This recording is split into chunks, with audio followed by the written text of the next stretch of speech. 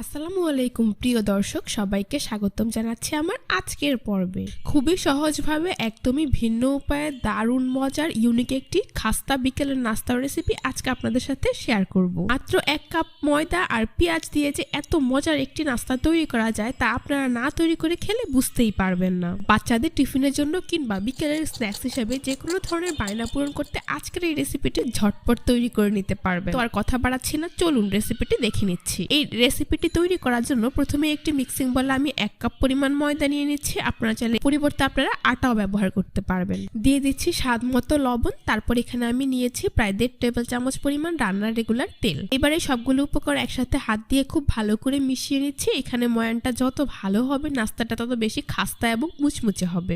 মোটামুটি 7 থেকে 10 মিনিট সময় নিয়ে এখানে আমি ময়দাটা তেলের সাথে মিশিয়ে নিয়েছি।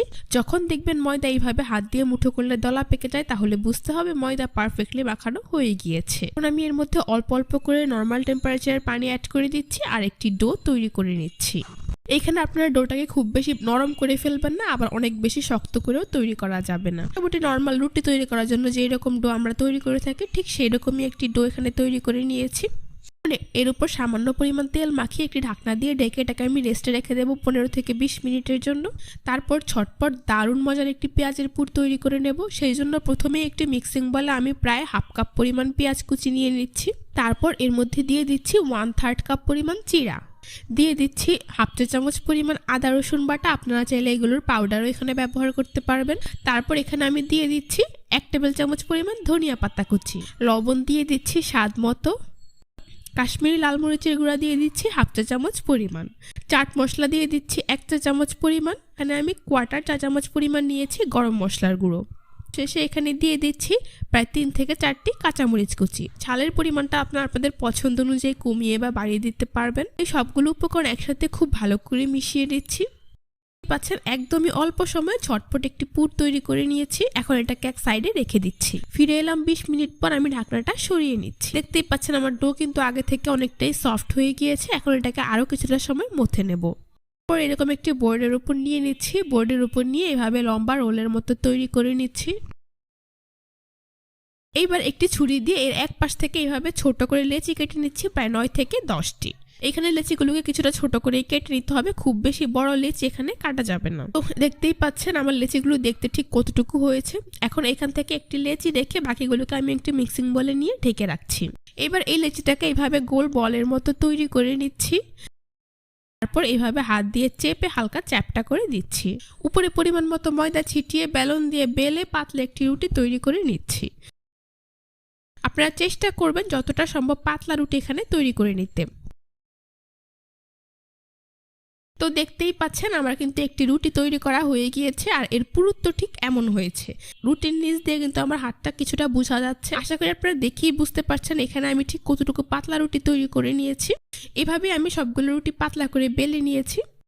এখন চুলায় একটি প্যান বসিয়ে তা মিডিয়াম হিটে গরম করে নিয়েছি। এবার তৈরি করে রাখা রুটির থেকে একটি রুটি এখানে আমি দিয়ে দিচ্ছি। চুলার আঁচ মিডিয়াম টু লোতে রেখে 2 থেকে 3 বার উল্টে পাল্টে রুটিটাকে আমি হালকা সেঁকে নেব।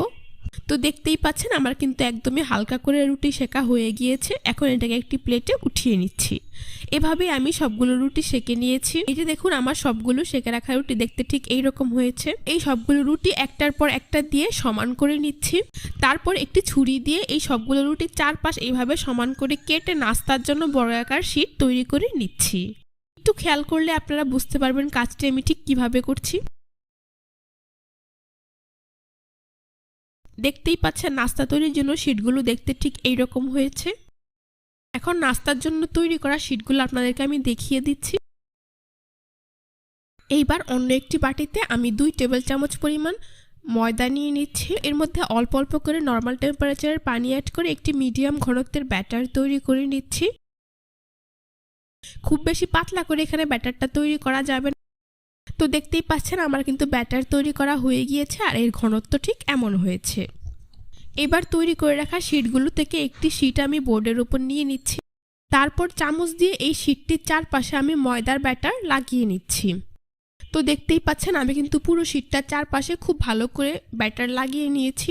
এখন তৈরি করে রাখা পেঁয়াজের পুর থেকে পরিমাণ মতো 3-4 চামচের মতো পেঁয়াজের পুর আমি এই শীটের মাঝখানে নিয়ে নিচ্ছি। তারপর শীটটার নিচের পাশ থেকে ঠিক এইভাবে একটি ভাঁজ দিয়ে দিচ্ছি। এই দুই পাশ খুব ভালো করে হাত দিয়ে চেপে নিতে, তা না হলে নাস্তাগুলো ভাজার সময় খুলে যেতে পারে। এখন একইভাবে এটাকে আবারও ফোল্ড করে দিচ্ছি। আশা করি আপনারা দেখেই বুঝতে পারছেন নাস্তাটা আমি ঠিক কিভাবে তৈরি করে নিচ্ছি। অনেকটা রোলের মতো করে এখানে আপনারা ফোল্ড করে নেবেন। তার এই দুই পাশ এবং মাঝখানের পাশটা খুব ভালো করে চেপে দিচ্ছি যাতে করে ভাজার সময় আর খুলে না যায়। দেখতেই পাচ্ছেন কত সহজেই কিন্তু একটি নাস্তা আমার তৈরি করা হয়ে গিয়েছে।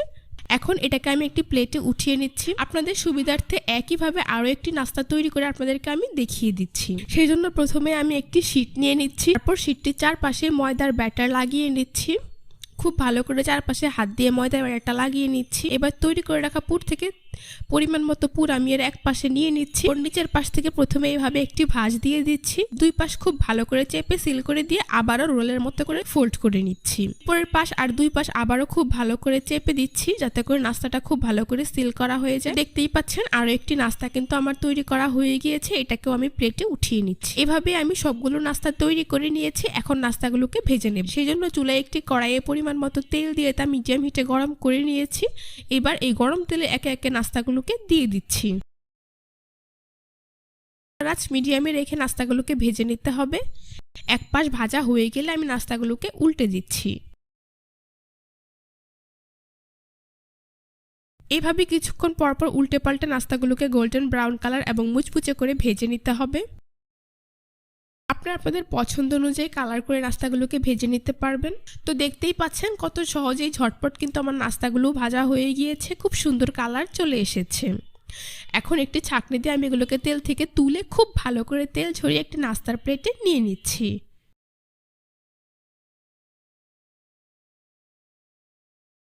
বাকি নাস্তাগুলোকে একইভাবে তেল থেকে তুলে খুব ভালো করে তেল ঝরিয়ে নাস্তার প্লেটে উঠিয়ে নিচ্ছি। এভাবেই আমি সবগুলো নাস্তা ভেজে নিয়েছি। এখন গরম গরম পরিবেশন করে আপনাদের দেখিয়ে দিচ্ছি। দেখুন নাস্তাগুলো দেখতে মাশাআল্লাহ কতটা সুন্দর হয়েছে আর খেতেও হয়েছে অসাধারণ। এটা তৈরি করা যতটাই সহজ, খেতেও কিন্তু ততটাই মজার হয়। বাচ্চাদের টিফিনের জন্য কিংবা বিকেলের স্ন্যাক্স হিসেবে চায়ের আড্ডায় কোনো ঝামেলা ছাড়াই ঝটপট এই রেসিপিটা আপনারা তৈরি করে নিতে পারবেন। আর একবার তৈরি করলে পরিবারের বড় থেকে ছোট সকলেই এটি বারবার খেতে চাইবে। আজকের রেসিপিটি ভালো লেগে থাকলে অবশ্যই আমার চ্যানেলটি সাবস্ক্রাইব করবেন, পাশে থাকা বেল বাটনটি অন করে দিবেন। সবাই ভালো থাকবেন, সুস্থ থাকবেন। আল্লাহ হাফেজ।